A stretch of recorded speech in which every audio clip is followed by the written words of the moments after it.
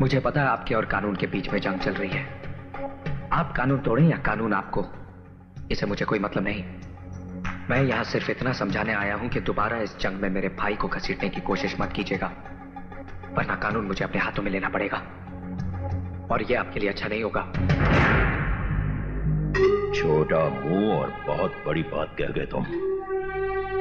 ये धमकी देने से पहले अपनी औकात और हमारी हैसियत तो देखी होती। ड्यूटी का हाथी को धमकाना अच्छा नहीं लगता बरखुरदार। छोटी होती तो बहुत छोटी है शोभराज साहब, लेकिन अगर हाथी के कानों तक पहुंच जाए तो उसकी मौत का कारण बन जाती है। और आप अपनी जिस हैसियत की बात कर रहे हैं ना, उस हैसियत को बहुत अच्छी तरह से जानता हूं मैं। बहुत अमीर करोड़पति हैं आप, लेकिन अपने बेटे की जिंदगी बचाने के लिए भिखारी बनकर मेरे बाबूजी के सामने भीख मांग चुके हैं आप।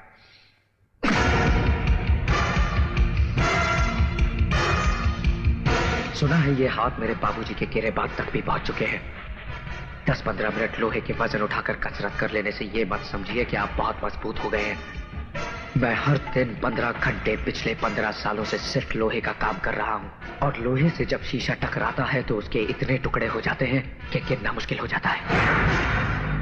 अंग्रेजी में एक कहावत है, एंगर। किसी और को सुनाना। मैं सिर्फ एक जुबान समझता हूं, हिंदुस्तानी, और उसमें एक कहावत है, 100 सुनार की और 1 लोहार की।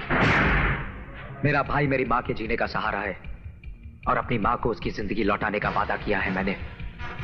उसकी जिंदगी छीनने की कोशिश करने वाले की सांसें उसके ही सीने में दफन कर दूंगा मैं। याद रखना।